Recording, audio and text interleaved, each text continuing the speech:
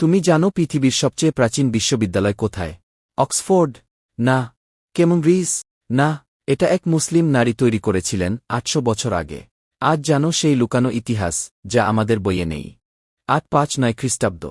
মরক্কোর ফেজ শহরে এক নারী, ফাতিমা আল-ফিহরি, নিজের উত্তরাধিকার সূত্রে পাওয়া অর্থ দিয়ে প্রতিষ্ঠা করেন আল কায়রাউইন ইউনিভার্সিটি। এটি শুধু মসজিদ ছিল না, ছিল বিশ্ব ইতিহাসের প্রথম পূর্ণাঙ্গ বিশ্ববিদ্যালয়, যেখানে পড়ানো হতো গণিত, চিকিৎসা, দর্শন, জ্যোতির্বিজ্ঞান।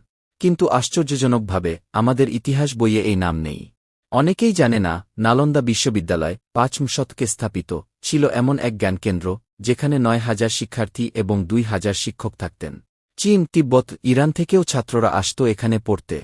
কিন্তু ১১৯৩ সালে বখতিয়ার খিলজি এই বিশাল লাইব্রেরি জ্বালিয়ে দেয়। ইতিহাস বলে, এই লাইব্রেরির বই ৩ মাস ধরে পুড়েছিল।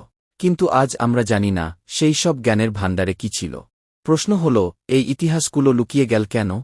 কারণ ইতিহাস লিখেছে বিজয়ীরা। উপনিবেশবাদীরা আমাদের শিক্ষা ব্যবস্থা থেকে বাদ দিয়েছে সেই সব নাম, যারা নিজেদের শেকড় ও পরিচয়কে শক্ত করত। ইউরোপকে মহান দেখাতে আমাদের গৌরবময় ইতিহাসকে চাপা দেওয়া হয়েছে। কিন্তু এখন সময় নিজেদের গল্প আবার খুঁজে বের করার।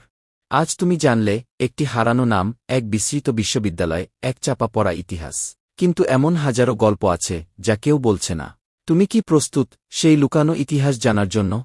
কমেন্টে লিখো, আমি ইতিহাস জানব। ভিডিওটা শেয়ার করো, যাতে সত্য আর কেউ মিস না করে।